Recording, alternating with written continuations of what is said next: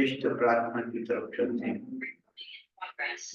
ध्यान करेंगे, ध्यान करेंगे, हम सब मिलकर ध्यान करेंगे, पंच प्रभु का ध्यान करेंगे, अरिहंतों की शरण लेंगे, सिद्धों का गुणगान करेंगे, आचार्यों की सेवा करेंगे, उपाध्याय से ज्ञान करेंगे, सर्व शांति जीतेंगे, रात्रि भोजन नहीं करेंगे, बिना क्षणा जल नहीं पिएंगे, धर्म शास्त्र को रोज पढ़ेंगे, शब्द व्यसन से दूर रहेंगे, भक्ति बने भगवान बनेंगे, अमित शौक रस पान करेंगे, ध्यान करेंगे, ध्यान करेंगे, हम सब मिलकर ध्यान करें। पिछले दिनों हमने पंच नमस्कार महामंत्र, उसका महात्म्य, चट्टारी दंडक, उसका महात्म्य, और रोग से कैसी बचना, स्वस्थ शरीर कैसे पाना है,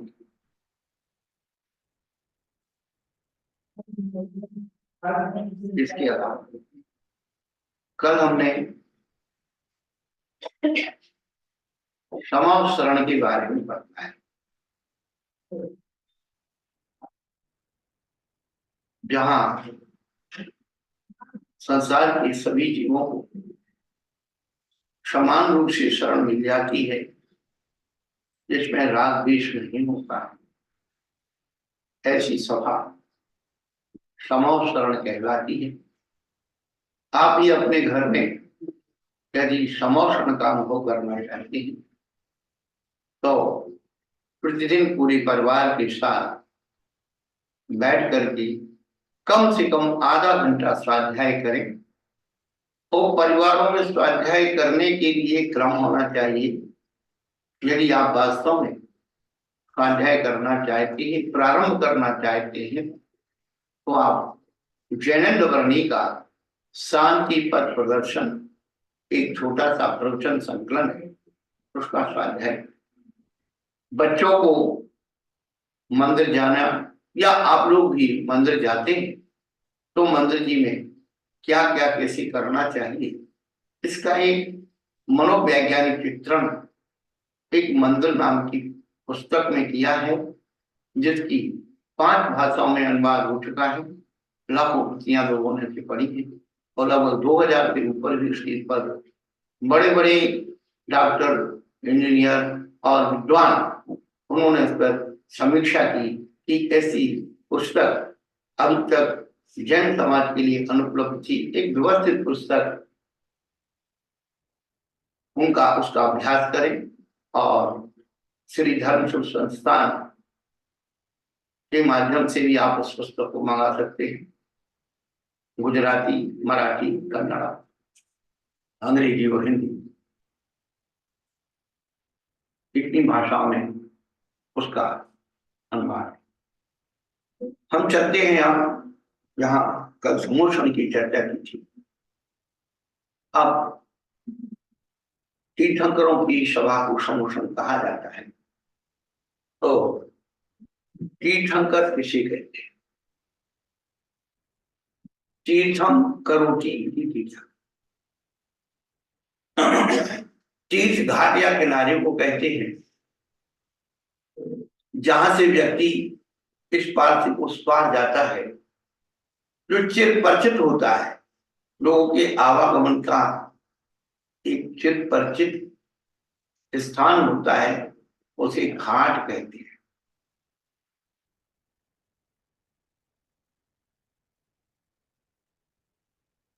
नदियों के किनारे घाट होते हैं, जहां व्यक्ति स्नान करते हैं, अपने शरीर के मल को साफ करते हैं, ठीक उसी प्रकार से हमारे कर्म मैल को धोने के लिए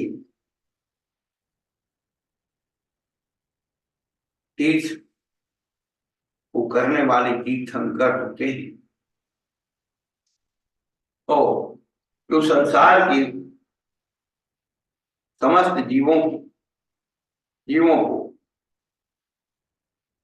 सच्चा उपदेश देकर भव सागर से तिराते हैं, उन्हें तीर्थंकर कहते हैं।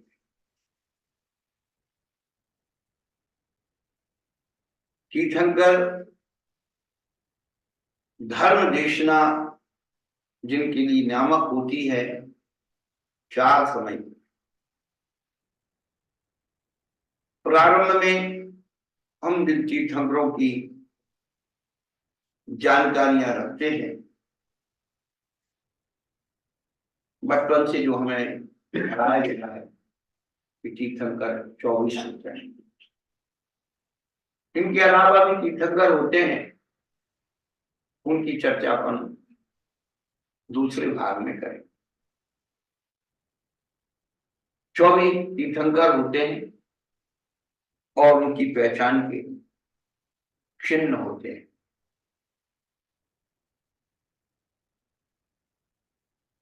अब इन नाम और चिन्हों को हम संख्यात्मक रूप से रटते हैं, पढ़ते हैं, भूल जाते, पर नन्हे मुन्ने बच्चों को, पाठशाला के बच्चों को हम उनके यदि प्रतीकात्मक चिन्हों के द्वारा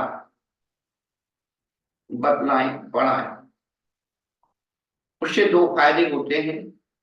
एक तो बच्चे अनुशासित रहते हैं,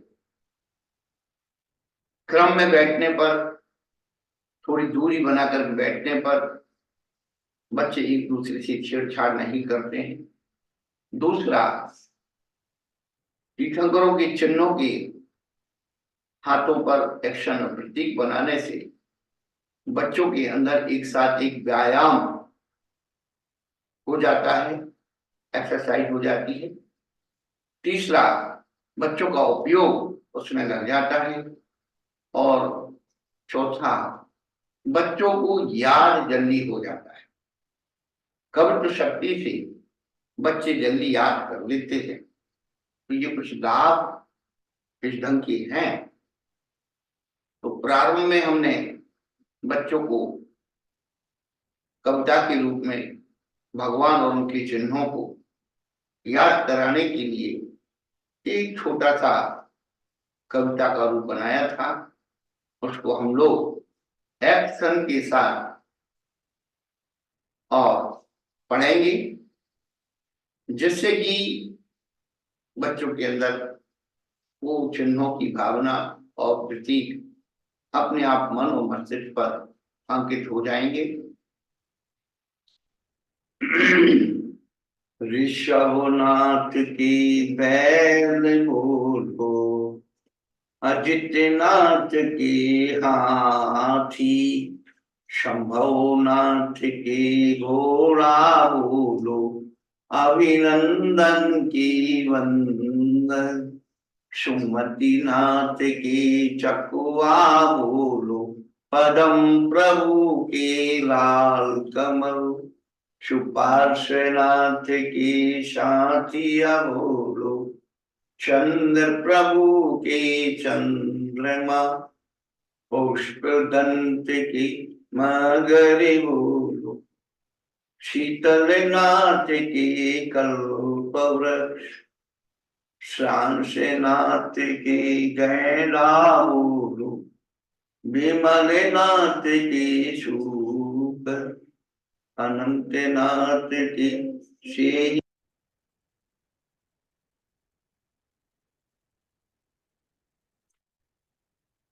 शांतिनाथ की हिरण बोलो, अरहनाथ की मैछेली, मल्लिनाथ की कलश बोलो, मुनि शूरत की कछुआ, न मीनाथ की नील कमल है, नेमिनाथ की शंख, पार्श्वनाथ की सर पे बड़ा है, महावीर की सिंह।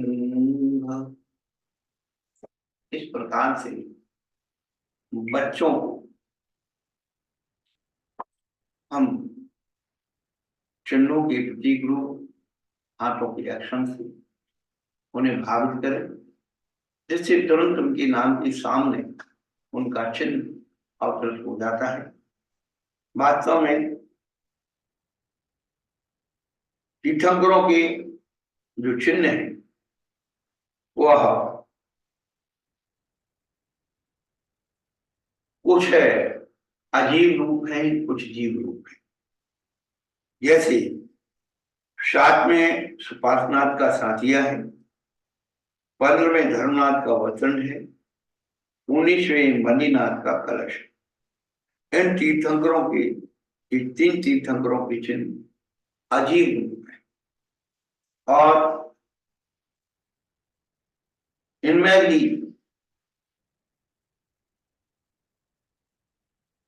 हलचर, जलचर आदि जीव, दृष्ट, स्थावर आदि जीव, जिनके रूप में हम पढ़ेंगे, जानेंगे। 12 तीर्थंकरों के चिन्ह स्थलचर, पंचेंद्री होकर के भी वह स्थलचर हैं। लगातार 4 तीर्थंकर आदिनाथ, अजितनाथ, संभवनाथ, बैल, हाथी, घोड़ा, बंदर, फिर 11वें तीर्थंकर गहरा, 11वें, 12वें, 13वें, 14वें और 16वें तीर्थंकर के क्रम से 4 छोटे तीर्थंकर तक, फिर 11वें, 12वें, 13वें, 14वें, 15वें को छोड़कर के 16वें और 17वें,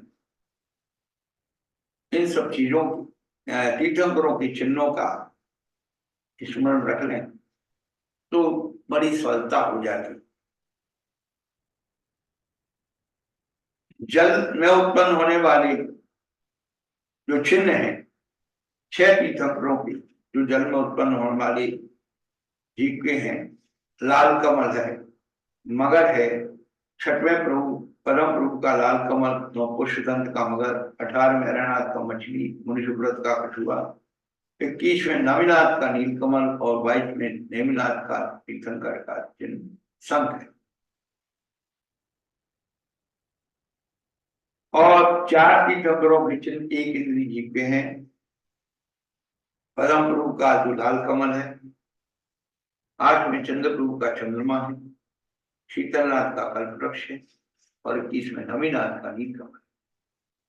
ये एक इंद्री।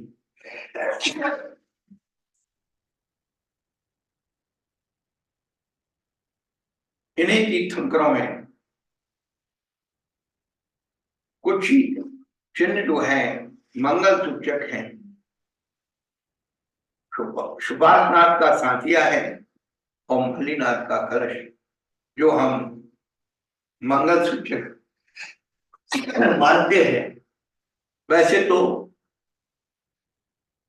कलश भी मंगल को क्या बोलते हैं, मछली भी मंगल सूचक है, पुष्प भी मंगल सूचक है, लेकिन यहाँ पर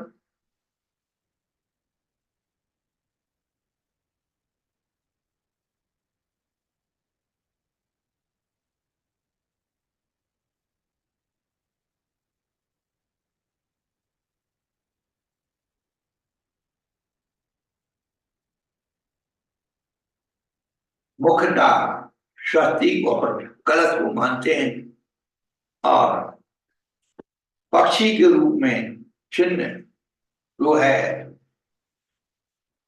सुमंतनाथ भगवान का एक शकुआ पक्षी है।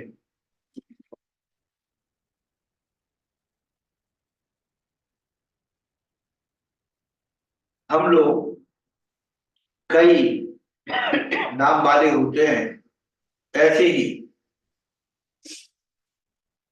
4 तीर्थंकरों के नाम एक से अधिक हैं। आदिनाथ, ऋषभनाथ और ऋषभनाथ, ये उनके व्यक्तित्व के सूचक हैं जो कि आदि में प्रारंभ में हुए, इसलिए आदिनाथ हुई। ऋषभ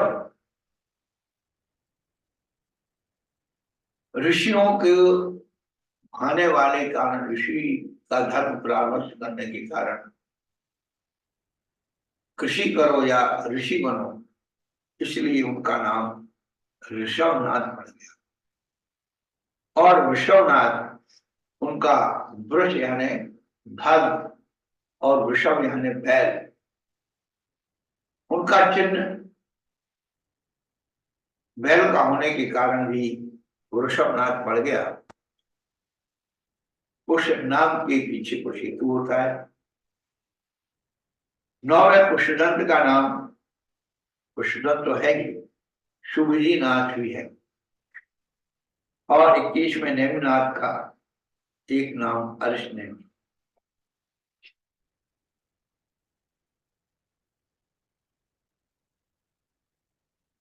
लेकिन 24वें महावीर स्वामी के 5 नाम है: वीर, अतिवीर, शनमति, वर्धमान, महा।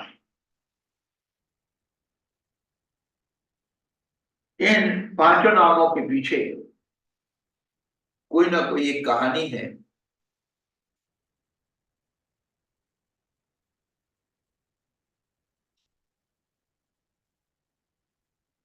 जन्म हुआ, इंद्र को शंका हुई, इतना छोटा बालक इतने बड़े घड़ों को कैसे झेल जाएगा। तो ऐसा किंवदंती से सुना जाता है। उन्होंने जरा सा संकेत किया तो सारी व्यवस्था गड़बड़ा गई। तब उनका नाम वीर रख दिया गया। बाल क्रीड़ा करते समय जब वैसे वो पालने में झूल रहे थे, तब 2 मुनिराजों का वहां से निकलना हुआ और बालक तीर्थंकर को पालने में देख करके उनकी शंकाओं का समाधान हो गया। उन्होंने उनका नाम शनवती रख दिया। और बाल क्रीड़ा कर रहे थे, हाथी आ गया, सर्प आ गया, तो उन्होंने उन्हें परास्त करके जीत लिया। ऐसी वो अतिवीर हो गई। और उनके जन्म लेने से राज्य में सुख समृद्धि का वर्धन हुआ, तो वह वर्धमान हो गए। और रुद्र ने उज्जैनी नगरी के शमशान में घोर उपद्रव किया और उसको उन्होंने जीत लिया, तो वो महावीर हो गए। तो भगवान के 5 नामों के पीछे हेतु हैं, कहानियां हैं, चाहे वो किंवदंती में रूप हो और चाहे अनुप्रास रूप में हो, कोई ना कोई उनके नाम के पीछे हेतु है।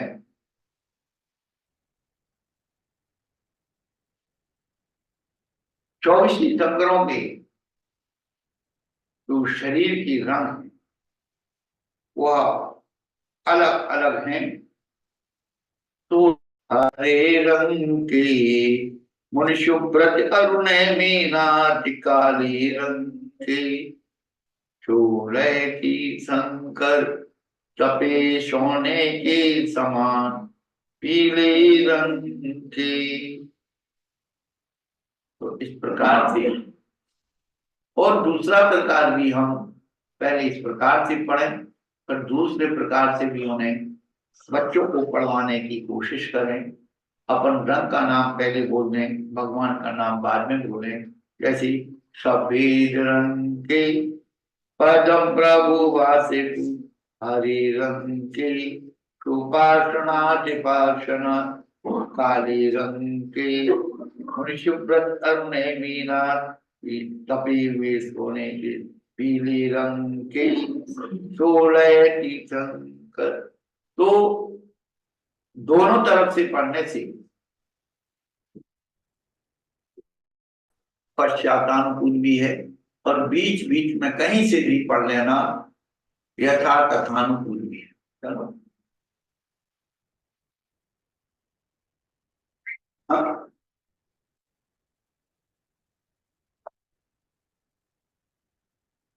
जिज्ञासा है कि 24 तीर्थंकरों की जो जन्म नगरियां हैं, कहाँ कहाँ उनका जन्म हुआ है, तो क्रम में यदि अपन लाएं तो आदिनाथ जी, अजितनाथ जी, अभिनंदननाथ जी और सुमतनाथ जी, इन तीर्थंकरों का जन्म, इसके साथ अनंतनाथ जी, तो ये 5 तीर्थंकर, पहला, दूसरा, चौथा, पांचवा और 14वां, इन तीर्थंकरों का जन्म अयोध्या जी में हुआ है। एक क्रम हम यदि याद कर लें, संख्यात्मक और नामात्मक, ये 5 तीर्थंकरों का जन्म अयोध्या में हुआ। तो फिर जो बीच में छूट रहे हैं, संभवनाथ जी श्रावस्ती में, पदम प्रभु जी कौशाम्बी, सुपार्शनाथ पार्शनाथ बनारस में, चंद्र प्रभु जी चंद्रपुरी में, पुष्पदत्त जी काकंदी में, शीतलनाथ जी भद्रपुर में, श्रीनाथनाथ जी शंभुपुरी में, बासुपुर जी चंपापुर में, कमलनाथ जी कंपिला में, धर्मनाथ जी रत्नपुरी में, शांतिनाथ जी कुंजनाथ जी अरहनाथ जी हत्तापुर, मल्लिनाथ जी नमीनाथ जी मिथिला, मुनिशुभ्रतनाथ जी राजगीर में, नैमिनाथ जी सौरीपुर में, महावीर स्वामी कुंडल। तो जो जन्म नगरियां हैं, जैसे कि अपन ने भगवान का नाम लेके जन्म नगरी ली, इसी प्रकार जन्म नगरी का नाम लेकर के भगवानों के नाम के उच्चारण कराएं कि पहले, दूसरे, चौथे, 5वें और 14वें तीर्थंकर अयोध्या में जिनका जन्म हुआ, श्रावस्ती में संभवनाथ, कौशाम्बी में परम प्रभु, बनारस में पार्शनाथ पार्शनाथ, चंद्रपुरी में चंद्र प्रभु, काकंदी में पुष्कर जी, भद्रपुर में शीतनाथ जी, सिंहपुरी में श्रीनाथनाथ जी, चंपापुर में बासुपुर जी, कंपिला में विमलनाथ जी, रत्नपुरी में धर्मनाथ जी, हसनापुर में शांति कुंडवरनाथ जी, मिथिला में मल्लिनाथ जी नवनाथ जी, राजगृह में मुंसुब्रत जी, शौरीपुर में हेमनाथ जी, कुंडलपुर महावीर। इस प्रकार से अनुलोम विलोम करने से बच्चों का उपयोग केंद्रित होता है। ये पढ़ाई के तरीके हैं, पढ़ने के तरीके, याद करने के तरीके हैं। अब कौन से तीर्थंकर कहां से मोक्ष गए हैं, वैसे तो निर्वाण कांड में अपन पढ़ ही लेते हैं, परंतु आदिनाथ जी कैलाश पर्वत से, बासुपुर जी चंपापुर से, नैमिनाथ जी गिरनाथ पर्वत से, महावीर स्वामी पावापुर से और 20 तीर्थंकर संबे से। एक क्रम याद कर लें और उसका विलोम याद कर लें। संबे शिखर से 20 तीर्थंकर, पावापुर से महावीर स्वामी, गिरनाथ पर्वत से नैमिनाथ स्वामी, बासुपुर जी चंपापुर से बासुपुर जी, कैलाश पर्वत से आदिनाथ। तो अनुलोम विलोम करने से उपयोग की श्रद्धा होती है और याद भी जल्दी होता है। वर्तमान काल में कौन से तीर्थंकर का तीर्थ चल रहा है? वर्तमान पंचम काल में महावीर स्वामी का तीर्थ चल रहा है। भले आज स्वतंत्र भारत है और भारतीय संविधान से ये भारत की गणतंत्र व्यवस्था है। लेकिन भारतीय संविधान में भी भगवान महावीर स्वामी का एक फोटो रेखांकित है और उसके नीचे लिखा है, वर्तमान महावीर की अहिंसा का अवलंबन लेकर गांधी जी ने इस भारत देश को आजाद कराया। ये मत सोचो कि महावीर भगवान का शासन उठ गया, उस गद्दी पर जो भी बैठेगा सत्य अहिंसा की ही बात करेगा। जितने भी राजनेता आते हैं वही कहते हैं कि यदि संसार की समस्याओं का समाधान यदि है तो महावीर भगवान के सिद्धांतों से ही उनका समाधान हो सकता है। ये हम सबका सौभाग्य है कि हमारे कानून या संविधान की जो पुस्तक है उसमें भी भगवान महावीर स्वामी का हस्त रेखांकित चित्र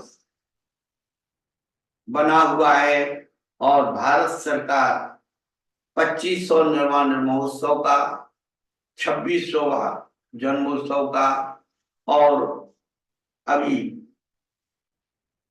2550वां निर्वाण महोत्सव का उत्सव मनाती रही है। और जैन धर्म की प्रभावना के लिए हर 12 वर्ष में लगने वाला जो जैनियों का महाकुंभ दक्षिण भारत में श्रवणबेलगोला में लगता है, उत्तर दक्षिण पूर्व पश्चिम चारों तरफ के लाखों यात्री वहां इकट्ठे होते हैं और उस महोत्सव को जैनों का महाकुंभ कहा जाता है। हमारे दिगंबर साधु दूर से वहां की यात्रा करते हैं और वहां भी सरकार, केंद्र सरकार और राज्य सरकार की तरफ से बहुत सारी यात्रियों को व्यवस्थाएं देती है। तो ये हम सबका सौभाग्य है कि हमारा तीर्थ धर्म राज्य राष्ट्र के द्वारा भी पोषित होता है, प्रभावनात्मक प्रभाव बनता है।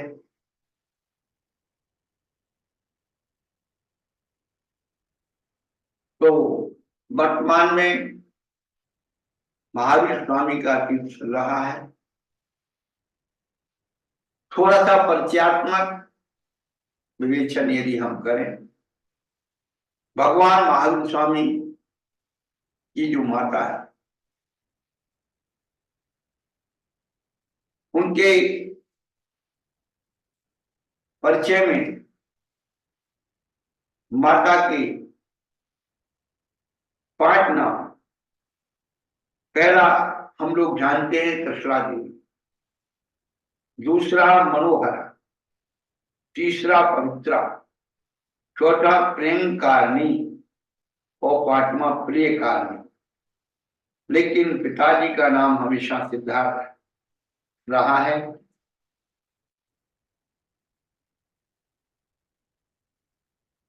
हर वर्ष हम लोग महावीर जयंती मनाते हैं। तो महावीर जयंती, महावीर स्वामी का जन्म ये तो मालूम है कि चैत्र शुक्ला त्रयोदशी को हुआ था, लेकिन उस दिन चैत्र शुक्ला त्रयोदशी के दिन सोमवार का दिन था। ये विशेष बात है। और महावीर भगवान का मोक्ष कार्तिक कृष्णामावस्या दीपावली के दिन हुआ था।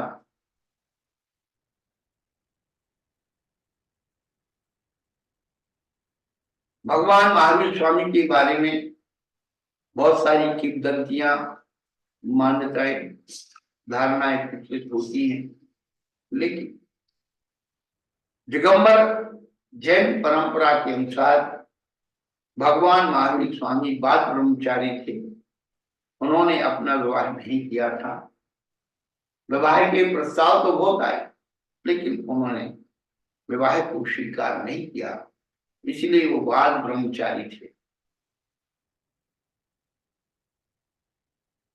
इसी क्रम में 24 तीर्थंकरों में 5 तीर्थंकर बाल ब्रह्मचारी थे।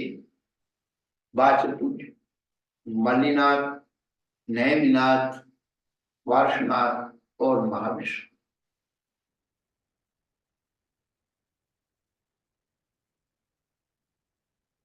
कालदोष के प्रभाव से 63 शलाका के जो पुरुष होते हैं, तीर्थंकर, चक्रवर्ती, कामदेव, लेकिन कालदोष के प्रभाव से एक एक तीर्थंकर के कहीं कहीं एक एक तीर्थंकर के 3-3 पद हो गए। शांतिनाथ, कुंठनाथ, अरह वो तीर्थंकर भी थे, चक्रवर्ती भी थे और कामदेव भी थे। इसलिए पदों की संख्या तो उतनी ही रही, लेकिन व्यक्ति का समीकरण हो गया। तीर्थंकर के बारे में विशेष रूप से हम दूसरे पाठ में बताएंगे। यहाँ तो हम तीर्थंकरों की जो सामान्य जानकारी है वो ले रहे हैं। तीर्थंकरों को हम सामान्य रूप में भगवान कहते हैं। भगवान किसे कहते हैं और कितने होते हैं? तो जो पूर्ण ज्ञानवान है उन्हें भगवान कहते हैं और भगवान बहुत होते हैं।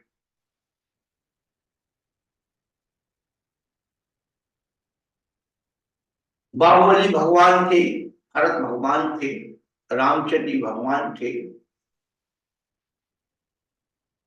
हनुमान जी भगवान थे।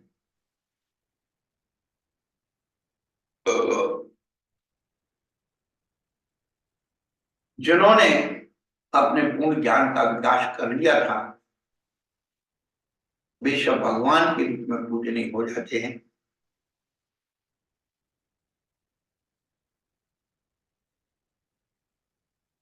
ईश्वर किसे कहते हैं वो कितने होते हैं? ई यानी लक्ष्मी, व्याकरण में ई शब्द लक्ष्मी वाचक है और वर यानी स्वामी। जो अनंत चतुष्टय रूप लक्ष्मी के स्वामी हैं उन्हें ईश्वर कहते हैं। हम देखते हैं कि भगवानों के नाम के पीछे कहीं नाथ लगा है, कहीं स्वामी लगा है, कहीं प्रभु लगा है। जिन्होंने अपनी इंद्रियों को नाथ दिया है, वश में कर दिया है, वह नाथ। जो अपने मन के स्वामी बन गए हैं वे स्वामी। जिनका प्रभाव विकसित हो गया है, 3 लोक में फैल गया है, वे प्रभु हैं, प्रभु। तो ये उनकी उपाधियां हैं, उनके विशेषण हैं जो उनके साथ प्रयोग किए जाते हैं। संसारी मनुष्य संसार के सब जीवों के दुखों को दूर करने की भावना रखें, प्रेम, करुणा, वात्सल्य के कारण तीर्थंकर बनते हैं। तो हम लोग प्रतिदिन मेरी भावना का पाठ करें और उसमें अपने आप को खोजें। सुखी रहें सब जीव जगत, कोई कभी न घबरावे, वैर पाप अभिमान छोड़, नित्य नई मंगल गावे। इस प्रकार से हम आज तीर्थंकरों के जीवन की विशेषताओं को सुन रहे हैं और उनकी विशेषताओं को भी आगे अपन सेकेंड पार्ट में पढ़ेंगे। आज बस इतना ही। ओम शांति।